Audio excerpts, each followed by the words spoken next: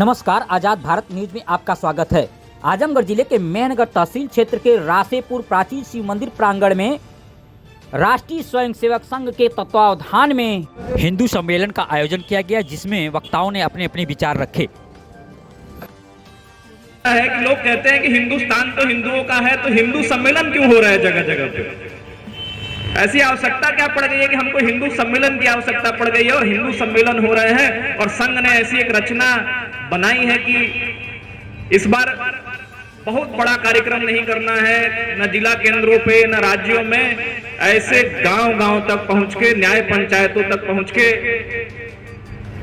हिंदू सम्मेलनों की रचना की है। और उस हिंदू सम्मेलन के निमित्त जो अपनी न्याय पंचायत का हिंदू सम्मेलन है, उसमें आज हम सहभागी के रूप में यहाँ बैठे हैं। तो विचार सबको होना चाहिए, प्रश्न सबके मन में आना चाहिए कि हिंदुओं का देश हिंदुस्तान है, हिंदुओं ने इस संस्कृति को आज तक बना के रखा है, तो ऐसा हिंदू सम्मेलन करने की आवश्यकता क्या है? लेकिन अगर प्रश्न अपने आप से पूछेंगे तो उत्तर स्वयं से मिलेगा। वहां हिंदुओं की स्थिति परिस्थिति को देखते हैं तो आपको लगता है कि अगर आज का समय ऐसा है, आज नहीं चेते तो चेतने के लिए समय नहीं मिलने वाला है। आज हिंदू सम्मेलन नहीं किया तो हो सकता है 10-20 वर्षों बाद ऐसा सम्मेलन करने का स्थान ही ना आपको मिले, ऐसा सम्मेलन करने के लिए लोग ही आपको ना मिले। यह ऐसा समय आ गया है, एक राष्ट्र के रूप में भारत के सामने एक समय आया है जहां आप देख रहे हैं पूरे विश्व का नेतृत्व करने के लिए राष्ट्र खड़ा है और विरोधी शक्तियां आपके गांव-गांव में घुसकर धर्मांतरण से लेकर पाश्चात्य संस्कृति के प्रभाव से लेकर परिवारों तक तोड़ने के लिए पहुंच गई है। तो अपने आप को विश्वास दिलाने का कि समाज में हिंदू अकेले नहीं है, समाज में आप अकेले नहीं है, जो हिंदू परिवार है वो अकेले नहीं है, ऐसी एक रचना और व्यापकता की कि जो हिंदुस्तान का जनमानस है वही हिंदू है। और किसी को कहने की आवश्यकता नहीं, किसी को बताने की आवश्यकता नहीं कि ये हिंदू राष्ट्र था, कि हिंदू राष्ट्र है, कि हिंदू राष्ट्र रहेगा। ये राष्ट्रीय स्वयंसेवक संघ ने 100 वर्ष पहले इसकी परिकल्पना को किया है कि जो ये भारत भूमि है, हिमालय के दक्षिण में और हिंद महासागर के उत्तर में जो भूभाग है, ये हिंदुस्तान है जहां हिंदू निवास करते हैं। आज आप देखिए कितने सारे आक्रमण हुए इस हिंदुस्तान के ऊपर। अभी जब संचालक महोदय बता रहे थे कि इतने ज्यादा मत संप्रदाय पंथ रहने के बाद में इतने सारे विदेशी आक्रमण हुए हैं अगर हम इतिहास के पन्नों में जाएं, लेकिन कभी जो हिंदुस्तान है उसका जो नामो निशान नहीं मिट पाया। जो भी संस्कृतियां आपको दिखाई देती हैं, क्योंकि किसी देश को, राष्ट्र को बनाने के लिए केवल भौगोलिक भूभाग की आवश्यकता नहीं होती, केवल ज्योग्राफी से डिसाइड नहीं होता कि बाउंड्री लाइंस खींच दी जाती हैं। जिन देशों की बाउंड्री लाइंस खींचती हैं, आने वाला समय उन बाउंड्री लाइंस को बदल देता है।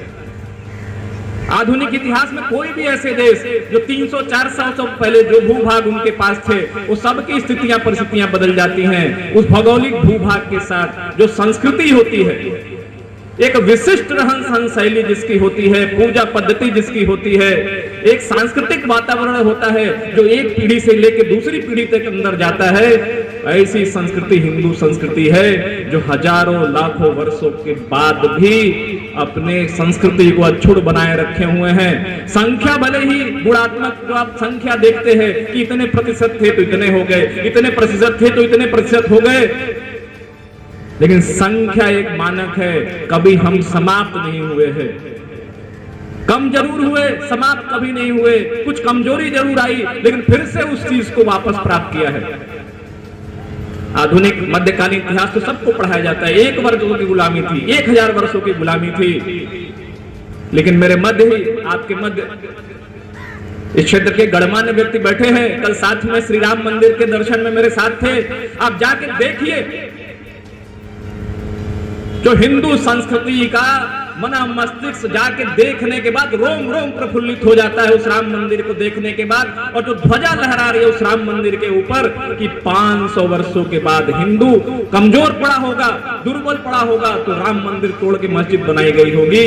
लेकिन आज पुनः उस शक्ति को आपने एक साथ केंद्रित किया है, एक साथ सब साथ में आए हैं, जन के सहयोग से, जन की भागीदारी से, न्याय के तरीके से, कोर्ट के निर्णय के बाद जो एक हिंदू मस्तक को ऊंचा करने का काम हुआ है, पूरे हिंदू समाज के लिए मंदिर में जाते हैं, कोई नहीं आपसे पूछता है आप किस जाति के हैं, किस बिरादरी के हैं, किस प्रदेश से आते हैं, किस भाषा से आते हैं। एक वो ऐसा स्थान है, मैं एक उदाहरण बस आपको दे रहा हूं।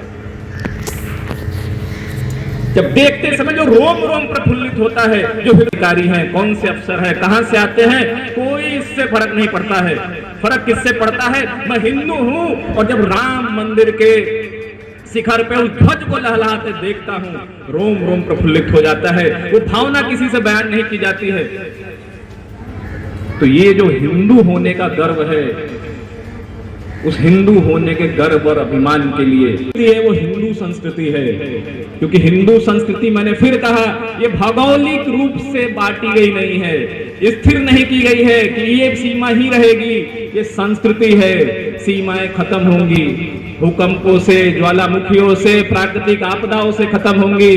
लेकिन जो हिंदुत्व है, यही राष्ट्रत्व है।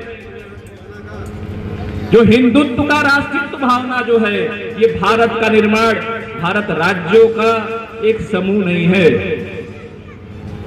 फेडरल स्ट्रक्चर जो लिया है संविधान में, राज्यों का समूह नहीं, एक राष्ट्रत्व की भावना है। नहीं तो आप देखिए कितनी भाषा अलग अलग है। आप इस देश को देखिए, इस देश की शक्ति है जो अलग अलग भाषा विचार है। ये देश की जो विविधता है, वो देश की शक्ति है। आप एक कोने से, कामाख्या से लेके काठियावाड़ तक जाइए, कश्मीर डाल दिया, इतने राज्य और इतने देश बनेंगे इस भौगोलिक भूभाग के जिसकी कल्पना नहीं कर सकते। ये जितने राजनीतिक विचार है, वो राजनीतिक विचार के लोग भी ये जानते हैं कि जाति जाति को लड़ाने से, बिरादरी को लड़ाने से राजनीतिक मनसाएं पूरी हो सकती हैं, राजनीतिक अभिलाषाएं पूरी हो सकती हैं, लेकिन मन के अंदर कहीं है, अगर हिंदू समाप्त हुआ इन राजनीतिक अभिलाषाओं में, ये भारत का अस्तित्व भी नहीं बचेगा। इस भारत के अस्तित्व को बचाने के लिए, इस राष्ट्रत्व को बचाने के लिए हिंदू को एक होना है। क्योंकि जो भाव, जो विचार, जो संस्कार, जो मान मर्यादाएं हिंदू संस्कृति ने एक पीढ़ी से दूसरी पीढ़ी में जानी है, ऐसी व्यवस्था पूरे दुनिया के अंदर किसी भी संस्कृति, किसी भी संस्कार, किसी भी देश के अंदर नहीं। के साथ प्रगतिवादी है, प्रगतिशील है, कट्टरता नहीं है। अब तो अपने पास रेफरेंस पॉइंट जैसे है। दिखता हो संघ तो हमेशा इस बात की उपेक्षा करता है, कट्टर हिंदू जैसा तो कोई अपनी डिक्शनरी में भी शब्द नहीं है। कट्टरता विषय ही नहीं है अपने यहां पे। बहुत आवश्यक है उसी को बचाने के लिए, उसी तत्व को बचाने के लिए आज के 100 वर्ष पहले जो संघ के प्रथम सरसंघ चालक थे परम पूजनीय डॉक्टर केशवराव बलराम हेडगेवार जी, उन्होंने संघ जैसे एक संगठन की स्थापना की, राष्ट्रीय स्वयंसेवक संघ की, जिसका कभी भी कोई राजनीतिक उद्देश्य नहीं रहा। उसका सिर्फ एक ही उद्देश्य है, हिंदू संगठन। एक ही काम करता है संघ। कोई कभी आपसे पूछे, कुछ कार्यकर्ता बंधु भी बैठे हैं, संघ सिर्फ एक ही काम करता है, हिंदू समाज के संगठन का काम करता है। जितने भी आयाम है, जितने भी संगठन है, उनका केंद्रित लक्ष्य एक ही है, हिंदू समाज का संगठन। और जब हिंदू समाज की बात है तो संपूर्ण हिंदू समाज के संगठन की बात है। तो संघ के मूल में ही है संपूर्ण हिंदू समाज। कहीं कोई बिरादरी भेद नहीं, कहीं कोई जाति का भेद नहीं। ऐसा संगठन अपने 100 वर्षों की यात्रा को पूरी करते हुए आज शताब्दी वर्ष में प्रवेश किया। शताब्दी वर्ष में प्रवेश किया तो उसके पहले लोगों को पता नहीं कि संघ ने ऐसा क्या किया है, आगे क्या करने वाले हैं। मूल एक ही है। पिछले 100 वर्षों से हिंदू समाज का संगठन किया है, अगले 100 सालों तक सिर्फ हिंदू समाज का संगठन करने वाले हैं। कोई अगला काम नहीं करेंगे। जब जिसकी आवश्यकता होगी हिंदू समाज को, 1529-30 के आसपास की बात है, कल्पना लगभग 500 वर्ष होने जा रहे हैं उस बात को। तो 500 वर्षों से समाज के मस्तक पे कलंक जैसा था।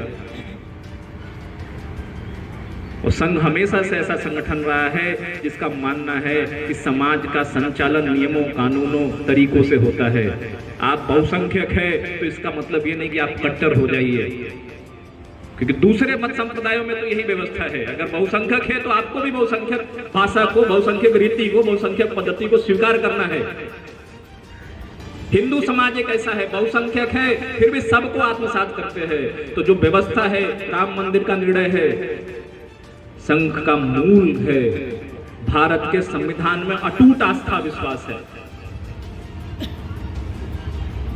भारत का संविधान से ही देश को चलना चाहिए। इसे संघ का बहुत पहले से ही सब जितने हमारे बड़े पथ प्रदर्शक रहे हैं उन्होंने रास्ता दिखाया है कि संघ का पूर्ण रूपेण विश्वास देश के संविधान में है। संवैधानिक रूप से तय हुआ, जनमानस की भावना तो पहले से थी कि स्थान अपना है, मंदिर अपना था, साक्ष्य अपने पास हैं, सारे एविडेंसेस जो हैं वो कहते हैं कि नहीं, यहाँ मंदिर था जो भारत के सिरमौर राज तिलक, जहाँ मर्यादा पुरुषोत्तम श्री राम ने जन्म लिया था, ऐसे जगह मंदिर ही होना चाहिए।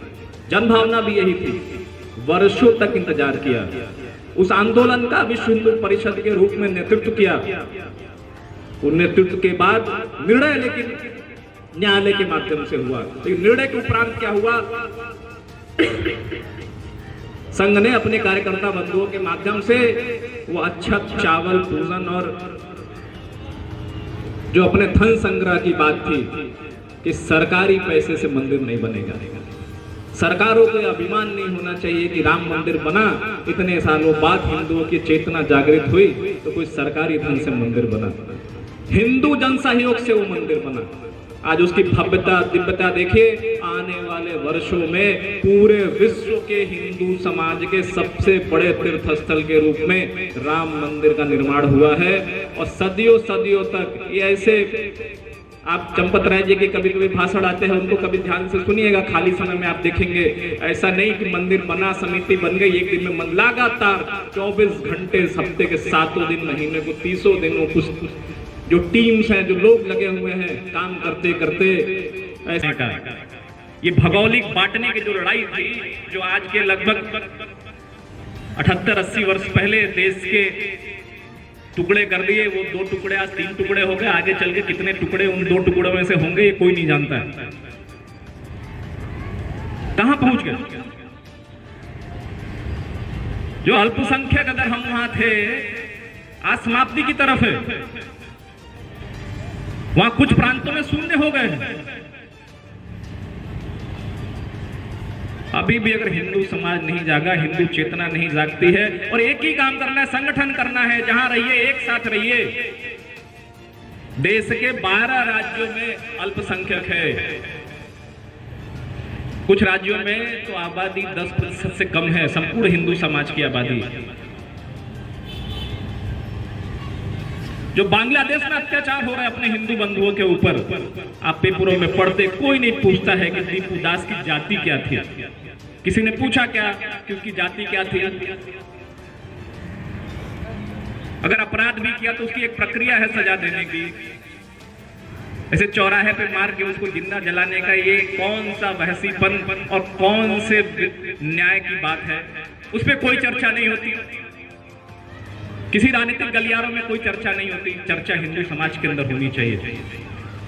आप संगठित नहीं रहेंगे, आने वाले समय में हो सकता है अगला शताब्दी वर्ष, ऐसा तो परिकल्पना नहीं है, लेकिन अगर अभी भी नहीं जागे, अभी भी चेतना नहीं आई, तो दीपू दास हम में, आप में से कोई होने में हम नहीं होंगे, हमारी अगली पीढ़ियां होंगी। जैसा ये प्रसारवादी शक्तियां है, जैसा इकोसिस्टम काम कर रहा है, वो इकोसिस्टम हिंदू समाज के लिए खतरा है। उस इकोसिस्टम से अपने परिवार समाज को बचाने की आवश्यकता है।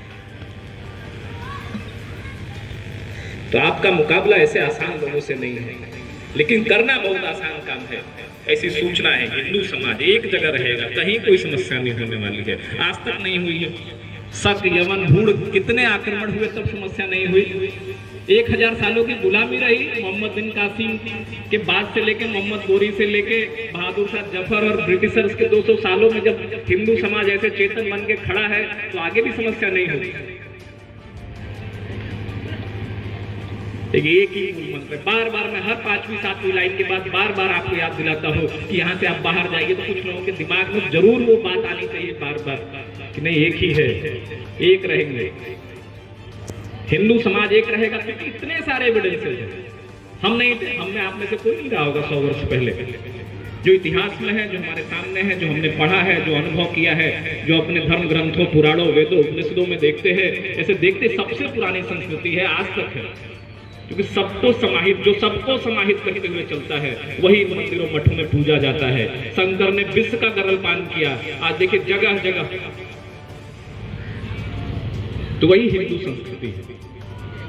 और उस संस्कृति के लिए मैंने कहा संघ ने स्थापना की। और कहीं भी संघ का मूल मंत्र है वसुधैव कुटुंबकम, सर्वे भवन्तु सुखिनः।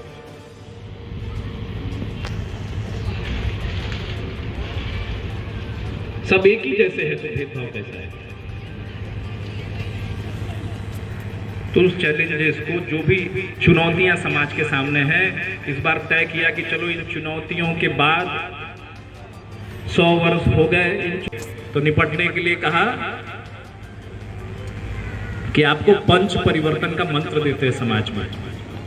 अगर पंच परिवर्तन का जो मंत्र है उसको अगर हमने अपने घर, परिवार, समाज, अपने आसपास में उसको अनुसरण किया, उसका अनुपालन किया, तो आने वाले समय में निश्चित तौर पे हम एक नई ऊर्जा के साथ समाज में उस उभरती हुई चुनौतियों का मुकाबला करने के लिए तैयार रहे।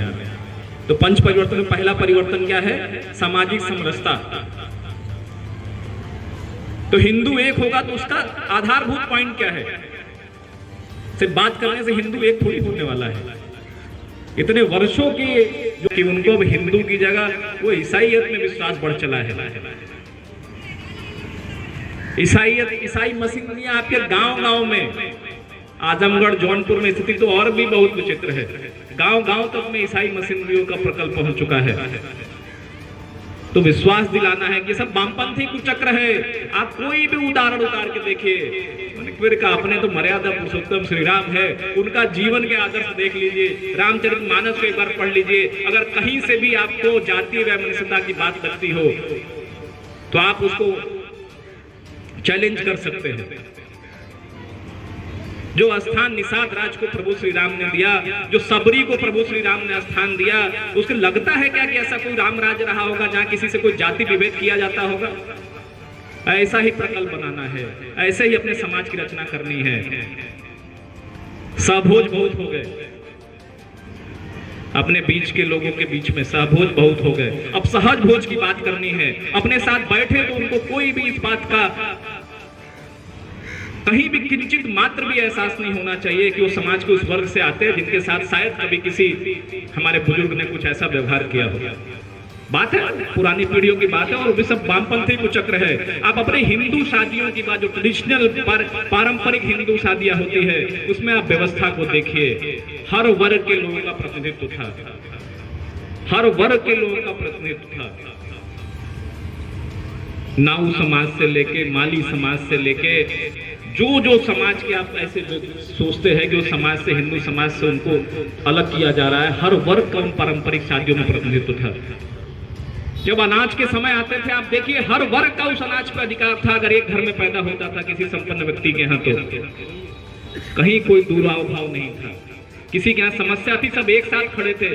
ऐसा कुचक्र इन वामपंथियों का, उसको तोड़िए, उस मिथक को हटाइए। समाज एक है,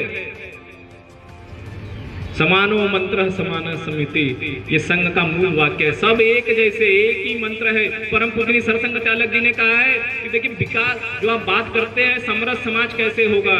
गांव में एक पूजा स्थान होगा सबके लिए, सभी हिंदुओं का एक पूजा स्थान और एक शमशान। जिस दिन हमने इस व्यवस्था को बनाया, समरस समाज की परिकल्पना कहीं बाहर से नहीं आएगी, आपके और हमारे मध्य से आएगी। ऐसा समाज बनाना। किसी रेस्टोरेंट में खाने जाते तो पूछते क्या किस बिरादरी के लोग अभी उसी थाली में खा के गए हैं? 5 स्टार होटल में खा के जाते तो पूछते क्या? तो मंदिर में क्यों पूछते हैं किस धर्म के लोग आएंगे नहीं जाएंगे? बड़े 5 स्टार होटल में जाते हैं रहने के लिए, एयर फ्लाइट में जाते पूछते हैं क्या यहाँ कौन बैठा था, मैं नहीं बैठूंगा? कुछ भी नहीं ऐसा है। वो मानसिक विकार है, अपने से दूर करना है। हम दूर करना शुरू करेंगे, आसपास के लोग, परिवार के लोग अपना दूर करना शुरू करेंगे। वही मूल मंत्र है समरस समाज का, उसको लेके चलना है। दूसरा मंत्र दिया संघ ने समरसता के बाद जो सबसे महत्वपूर्ण है, अपनी धरती माता, पर्यावरण। आपने समाज बचा लिया, लोग बचा लिए, अपने लोग संगठित हो गए, लेकिन अगर धरती ही ऐसा जिस अंधाधुंध तरीके से इसका दुरुपयोग चल रहा है, इसका उपभोग करने के लिए, धरती उपभोग करने के लिए नहीं, उपयोग करने के लिए है। माँ है, कोई ऐसी संस्कृति है क्या जहां धरती को माँ बोलते हैं? कोई भी संस्कृति, कोई भी धर्म, कोई भी शैली आपको नहीं मिलेगी जो माँ कहे। तो माँ को ऐसे विखंडित करना आवश्यक क्या? जो पूरे प्लेनेट, धरती जो ग्रह है, उसी का पूरा तापमान बढ़ रहा है औसत तरीके से। ऐसा ग्रीन हाउस इफेक्ट है, गर्म हो रही है धरती, ग्लेशियर्स में गलन शुरू हो रही है। सब कर सकते हैं, कोई अलग से नहीं करने आएगा। हमारी है अपने आगे आने वाली पीढ़ियों को क्या देके जाने वाले हैं। आसान काम है, संघ ने कहा सब कुछ नहीं करना, अभी 3 काम करना है, पेड़, प्लास्टिक और पानी। और शुरू भी है। आजकल जन्मदिन मनाने की परंपरा बदल गई। आप देखेंगे लोग आजकल पेड़ लगाते हैं, बच्चे पैदा हो रहे हैं तो पेड़ लगाते हैं, बच्चों के जन्मदिन आ रहे हैं तो पेड़ लगाते हैं, कोई घर में उत्सव है तो पेड़ लगाते हैं। बदलाव शुरू हो गया है, बदलाव सही रास्ते पे है, उसको और उसकी गति को बढ़ाना है। जिस गति से इसको विखंडितकरण हुआ है, उस और गति से इस बदलाव को आगे बढ़ाना है। पर्यावरण को बचाना है, पानी सीमित जितना आवश्यकता है। सबसे बड़ा संकट होने वाला है, पानी ना रहे तो जीवन एक दिन नहीं रहने वाला है। पानी के बिना जीवन कितना मुश्किल हो जाएगा, ऐसी अपेक्षा करना है। आप सोचिए, प्लास्टिक का उपयोग जितना कम से कम कर सकते। देखिए, समाप्त तब तक नहीं हो पाएगा जब तक वो समाज के लिए सर्वसुलभ ना हो जाए और समाज उसके लिए अफोर्डेबल जिसके पास ना हो जाए।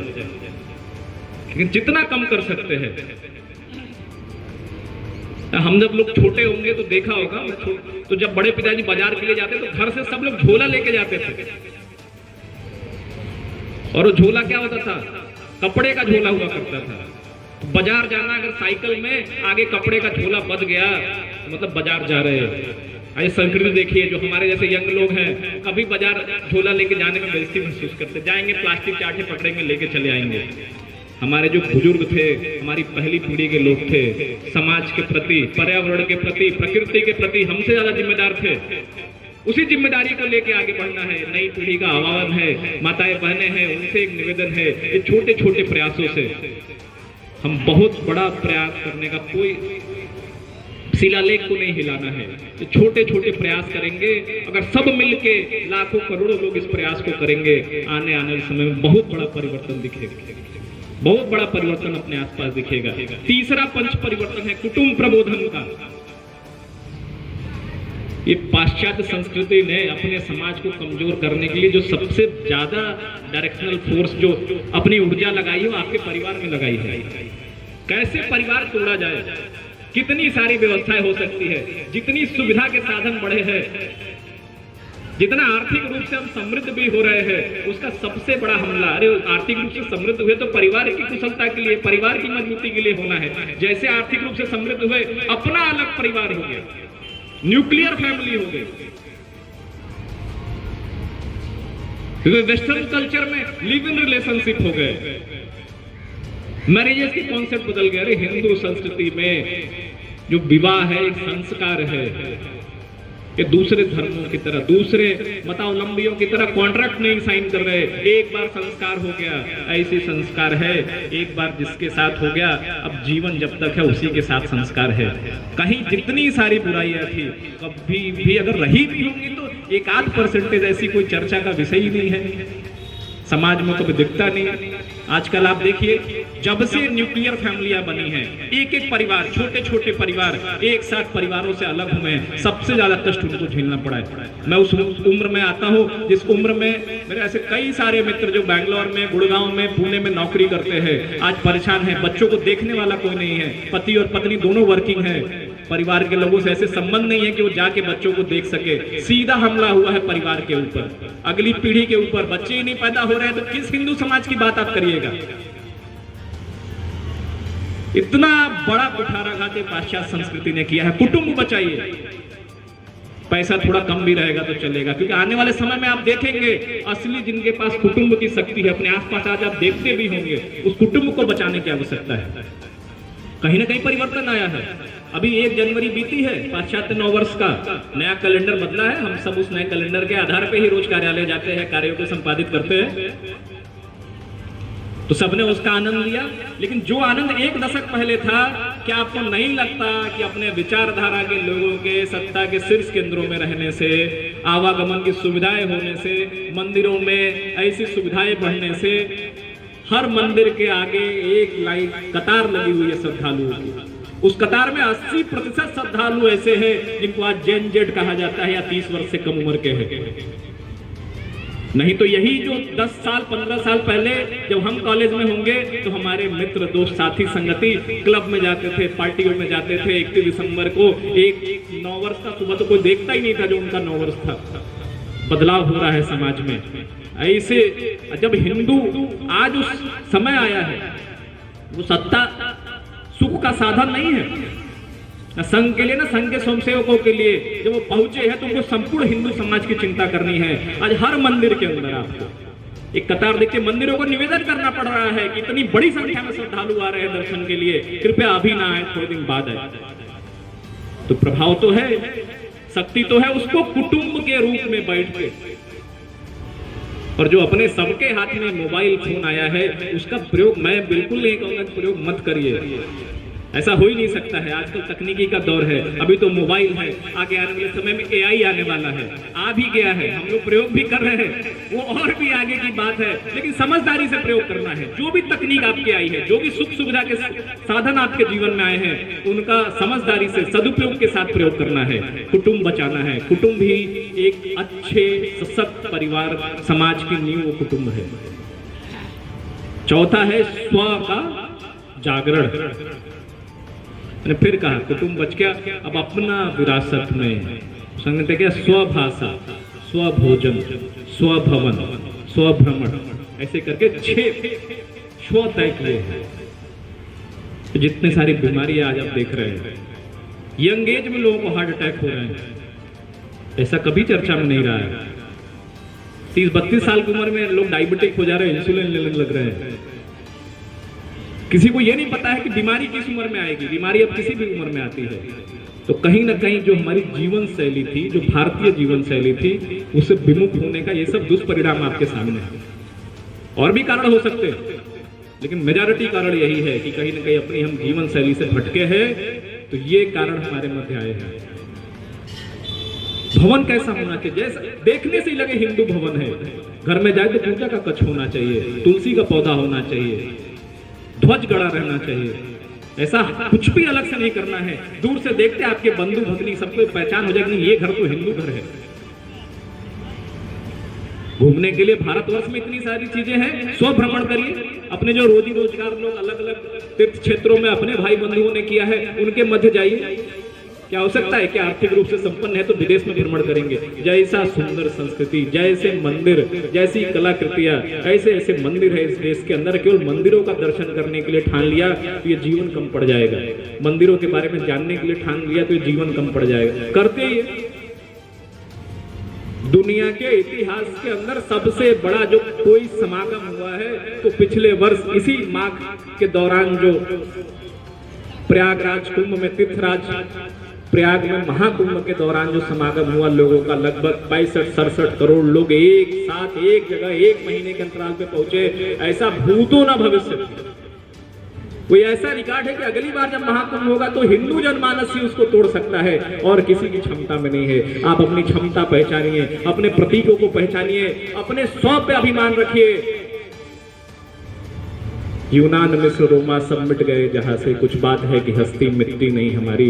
हिंदू संस्कार जो है इतने ज्यादा इस धरती माता के अंदर गूढ़ रूप से घुसे है। जो भी जन्म लेगा हिंदू, माँ की चेतना जब तक रहेगी तब तक उसका कोई बाल बाका नहीं हो सकता इस समाज के रूप में।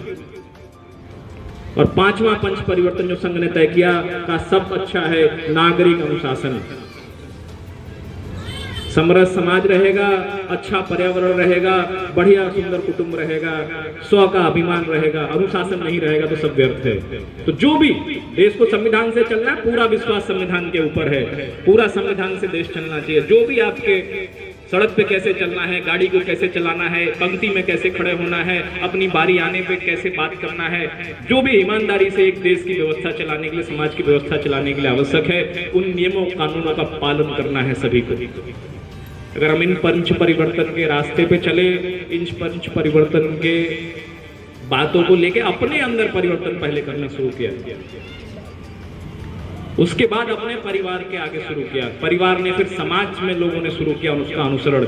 आने वाले समय में आप देखिएगा, हमें अपनी पीढ़ी के साथ साथ आने वाली पीढ़ियों के लिए जो उत्तरदायित्व तो अपने ऊपर है कि ऐसा हिंदू समाज देना है उनको कि उनके पास इससे अपार, इससे ज्यादा बड़ी संख्या में बैठ के वो भी हिंदू परिवारों के लिए, हिंदू समाज के लिए एक चेतन मन के साथ में भारत को कैसे विश्व का सिरमौर बनाना है। क्योंकि फिर मैंने ये बात दोहराता हूँ, हिंदुत्व ही राष्ट्रत्व है। ये जो भारतवर्ष के रोम रोम में जो हिंदुत्व है, यही इसके राष्ट्रत्व, एक राष्ट्र के रूप में, एक राष्ट्र के रूप में हजारों साल से अडिग रहने के लिए यही एक मूल कारक है। इन्हीं सब बातों के साथ मैं अपनी बात को विश्राम दूंगा। आप सबने बड़ी तन्मयता के साथ मेरी बात को सुनी, इसके लिए बहुत आभारी हूं। बोले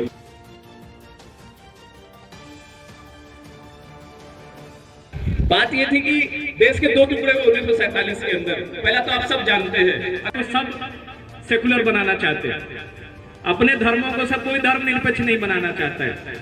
उनकी पहचान पहले, हमारा धर्म पहले, उसके बाद मेरा व्यवसाय है, उसके बाद बाकी सारी चीजें हैं। हमारे यहाँ क्या है, हिंदू सेकुलर होना चाहिए, धर्मनिरपेक्ष होना चाहिए। तो 100 वर्षों में जो इसका वारा न्यारा किया वो सब आपके सामने है। ऐसे ही धर्मनिरपेक्ष आप बनाते चले आए। उन्होंने कहा हम धर्मनिरपेक्ष नहीं है, हम धर्म के आधार पर राष्ट्र बनाए, हम धर्म के आधार पर उसको चलाएंगे। चलो कोई बात नहीं, उसके भी दो टुकड़े हो गए। हम सबने बहुत सहयोग किया, बांग्लादेश मुक्ति अभियान में भी सब लोग लगे रहे।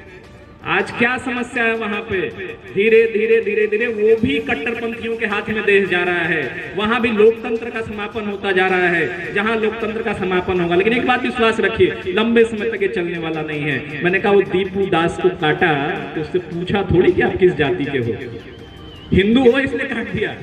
ध्यान रखिएगा, जब बटेंगे तो आपको कोई नहीं संभालने वाला मिलेगा। एक रहेंगे, किसी की हिम्मत नहीं है, हजारों साल से अडिग है, आगे भी हजारों साल तक अडिग रहेंगे। बहुत बहुत धन्यवाद।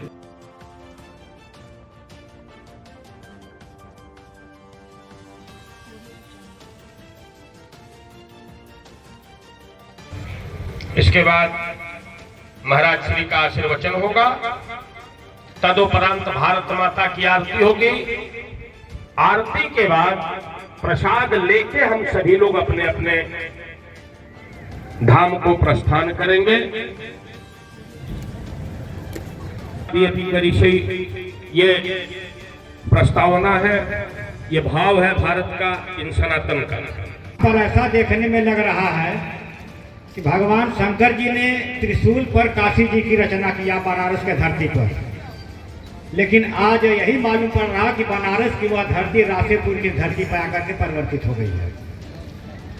मैं मंच के माध्यम पर देख रहा हूं कि हमारे बीच में बैठे हुए तमाम हिंदुस्तान के धरती से लेकर के भारत के हर कोने कोने में बाबा शिवनारायण दास का पूजा आदिकाल से हमारे दलित बिरादरी के लोगों द्वारा किया जा रहा है।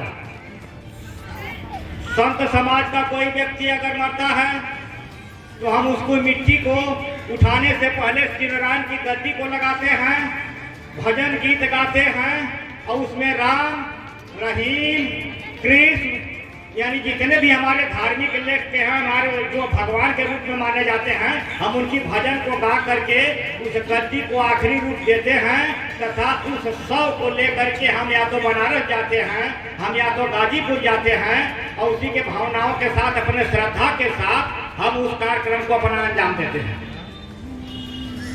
शिवनारायण जी के नाम को मैं बता देना चाहता हूं कि वो जात के ठाकुर हैं और हम जात के दलित हैं। लेकिन कहने का मतलब यह है कि वह जो है हमारे भावनाओं को इतना कूट कूट करके भरने का काम किया कि जो श्रद्धा के साथ हमको गलत रास्ते पर जाने की जो प्रेरणा पहले से मिलती थी, उस शिवनारायणी पंथ के भावनाओं को जब हम पढ़ते साल हम अपने को वारू राम भगेलू राम बगेदू राम। कुछ लोगों ने हमसे कहा कि आप अयोध्या नहीं चलेंगे। हम कहा क्यों? कहना वहाँ राम का दर्शन, हमका बाप दादा ने तो राम हमारे अगवे के समानवा लगा दिया। हम सोचते उठते बैठते हम राम में भजे हैं, हम राम को छोड़ करके कहाँ जाएंगे। आज हिंदू सम्मेलन जो इस प्रांगण के धरती पर लगा हुआ है, इसमें किसान मोर्चा जिला अध्यक्ष श्री अरुण कुमार के भावनाओं में अब यह कार्यक्रम जो चल रहा है वो अपने जगह पर बहुत ही चल रहा है, लेकिन हमको हिंदू कहने का गर्व है।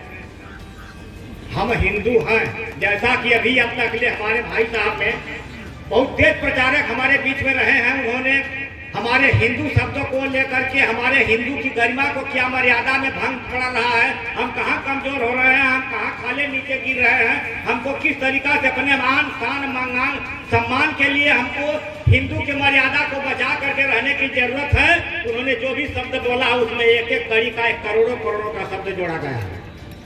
गायक के दुनिया के मुन्ना लाल यादव जी ने लखनऊ के धरती पर मैं देखा हूँ इनको, जोगी जी के मंच का संचालन इन्होंने किया। दिल्ली के लाल किला पर मैंने देखा, हमारे प्रधानमंत्री जी के मंच से पहले इनका कार्यक्रम वहां जारी हुआ। मैं इनको धन्यवाद देना चाहता हूं आज इसी रासेपुर के धरती पर। आज यह जो धरती हमको ललकार करके कह रहे हैं कि अंधकार में मत डूबो, और हिंदू के लिए जैसे भगत सिंह ने हंसते हंसते अपने जान को कुर्बान में डाल दिया, अम्बेडकर जी ने संविधान को लिख करके हमारे देश को आजादी तक पहुंचाने का काम किया। आज इन लोगों के प्रेरणा के साथ सूर कुर्सी कबीर दास जी ने जिस तरीका से भावनाओं में जोड़ करके हमको ललकारने का काम किया है, हम यही कहना चाहूंगा कि आज हिंदुत्व की भावनाएं अगर समाप्त हो जाएगी तो हमको कल सोचने के लिए मजबूर होना पड़ेगा, और हम नहीं सोच पाएंगे तब तक हम कोसों दूर चले जाएंगे, हमारा साथ देने के लिए कोई नहीं आएगा। जबकि सारी शक्तियों में लेकर के आज हमारा राष्ट्र जो है पूरे ही विश्व के अंदर गुरु बनने जा रहा है। तो कहने का मतलब यही है कि इस भावनाओं से लेकर के हमारे जो है हमारे गुरु जी बैठे हैं बंसु महन जी, ये एक नंबर के कलाकार हैं। 7 कोस बेल्हा के अंदर इनका भावना है, इनकी बातें हैं, इनकी सारी व्यवस्थाएं आ गई हैं। लेकिन कहने का मतलब कि हम अपने दादी पूजा को लेकर के हिंदुत्व की भावनाओं को रोज ललकारते हैं, उसकी भावनाओं में चलते हैं।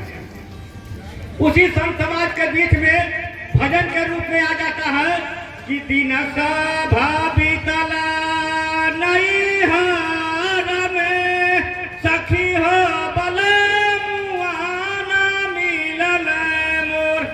बलमुआ कहे न मिलल, क्योंकि हमने भजन का भाव नहीं समझा, हमने राम का पूजा नहीं किया, हमने श्री कृष्ण भगवान को अपने आत्मा में नहीं रखा। वही हमारे बलमुआ है, उन्हीं के शब्दों के अनुसार हमको चलना है। झूठ मत बोलो, अत्याचार मत करो, बेईमानी मत करो, भ्रष्टाचार के पीछे भागने का काम मत करो।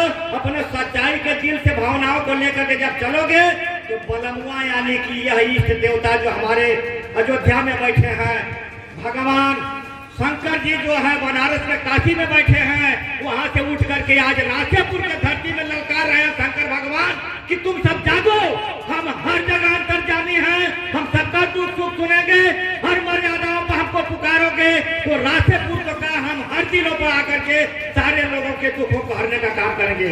यह तो सबसे बड़ी बहादुरी का काम है कि हमारे हरि जी ने कहा कि हमारे पिताजी भी तो गुरुमुख थे। हमने कहा कि रे वो तो मेरे गुरु हैं, तो कहना यहाँ पे आना पड़ेगा। हमने कहा कि बिल्कुल हम लोग आएंगे, हम अपने हिंदुत्व को नहीं बचा पाएंगे।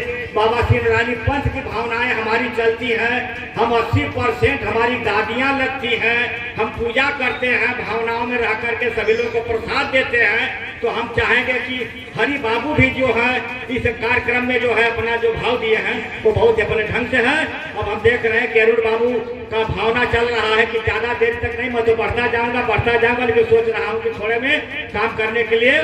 जय हिंदू, जय भीम, जय भारत। जी वहां सेट कर दो। सानिध्य पा रहा हूँ उशरी में अयोध्या।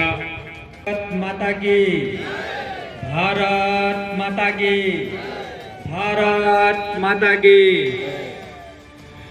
भक्त भक्त भगवंत गुरु चतुर्नाम से विघ्नयने श्री सीतानाथ समारंभाम श्री रामानंदार्च मध्यमाम अस्मदाचार्य पर्यंताम वंदे श्री गुरु परंपराम।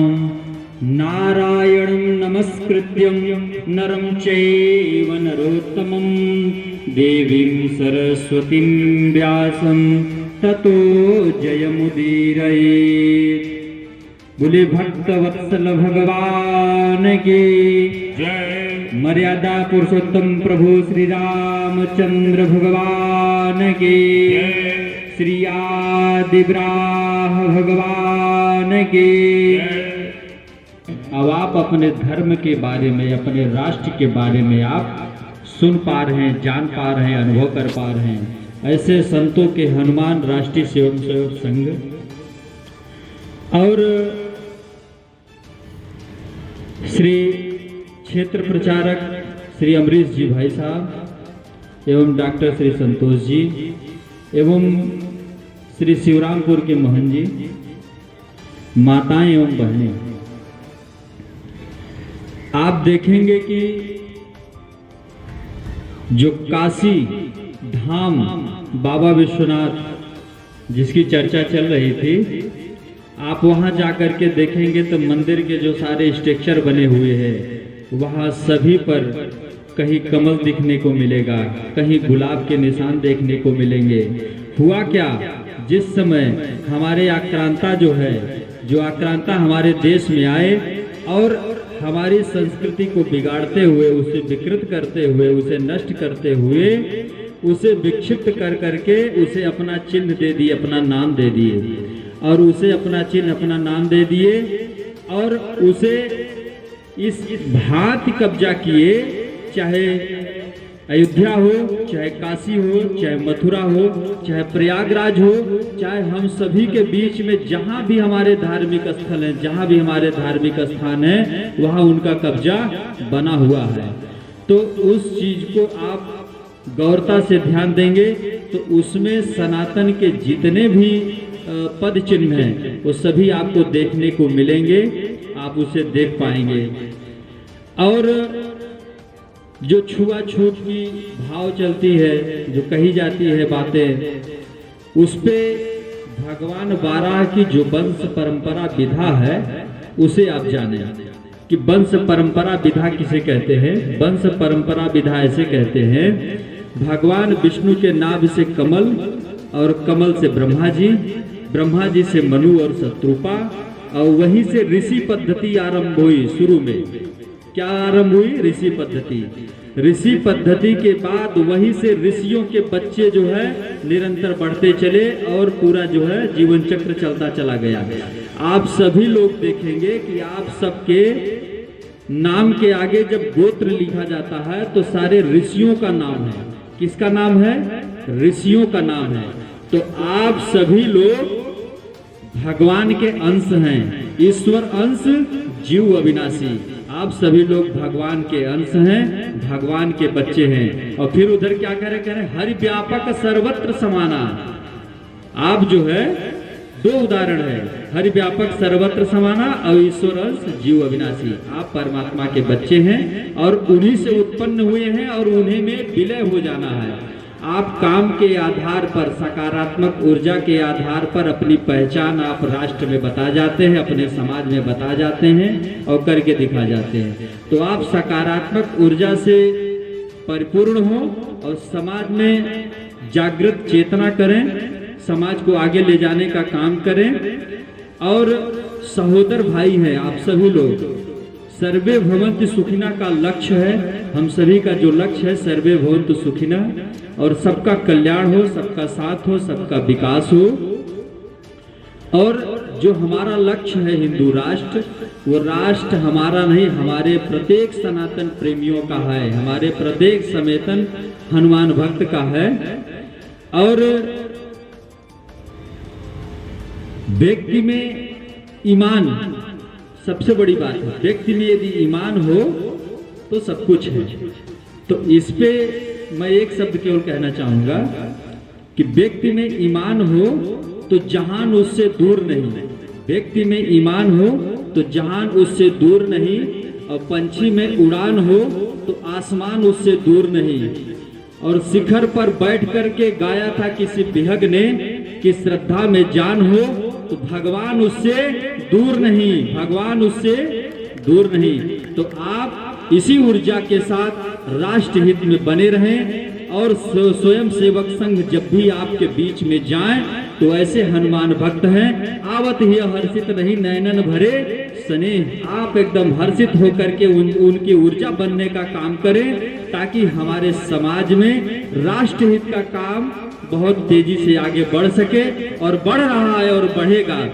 और जहाँ कहीं थोड़ी बहुत कमियां हो गई हैं, विकृत समाज हो गया है, उसे हम सभी हनुमान भक्त मिलकर के उसे सजोने और संवारने का काम करेंगे। बोले भारत माता के, भारत माता के, भारत माता के, मैया के, श्री काशी विश्वनाथ भगवान के, श्री गणेश भगवान के, श्री हनुमान जी महाराज के, श्री ब्रा भगवान के, श्री गंगा मैया के, श्री सरस्वती मैया के, श्री तीर्थराज प्रयाग के, सनातन धर्म की जय हो, सनातन धर्म की जय हो। हर हर हर महादेव, नमः पार्वती पतये, हर हर हर महादेव। सर्वे भवन्तु सुखिनः, सर्वे सन्तु निरामया, सर्वे शान्ति शान्ति शान्ति। पूज्य महाराज श्री के तुरंत आप लोग भारत माता की आरती के लिए आ जाए। आरती भारत माता के भाग्य विधाता की।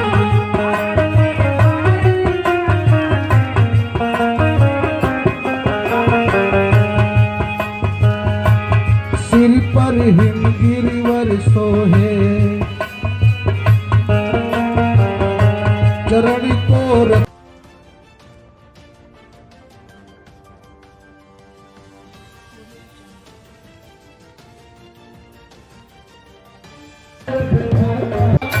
जगत के भाग्य विधाता की।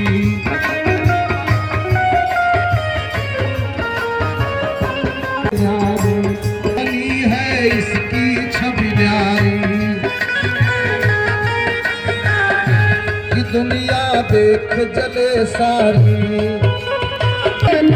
कृपा पर से जहाँ दाता की, जगत के भाग्य विधाता की।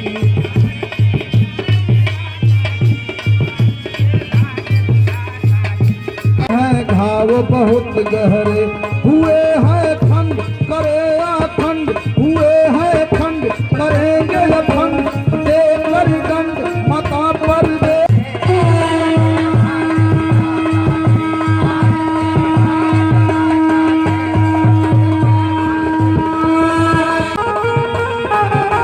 बजाए बंसी जहाँ घनश्याम,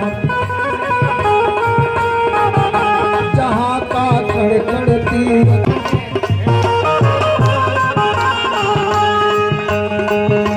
गोद में गंगा, गोद गंगा जमुना लहरे, हुए हैं खंड करेंगे आभंग देकर दंड भरत पर देश माता की। जगत के भाग्य विधाता की। हिंदू का स्वास्थ्य सोने जीवन दान, बढ़ाया माधव ने भी मान। चलेंगे साथ कानों माता के, जगत के भाग्य विधाता की।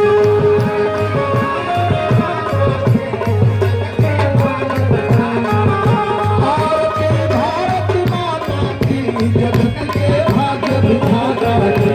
भारत माता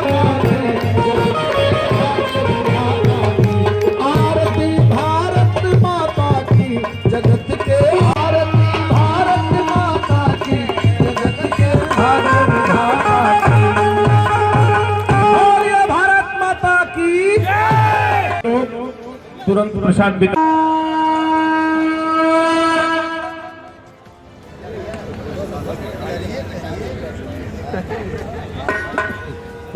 और मेरा निवेदन है आप अपने स्थान पे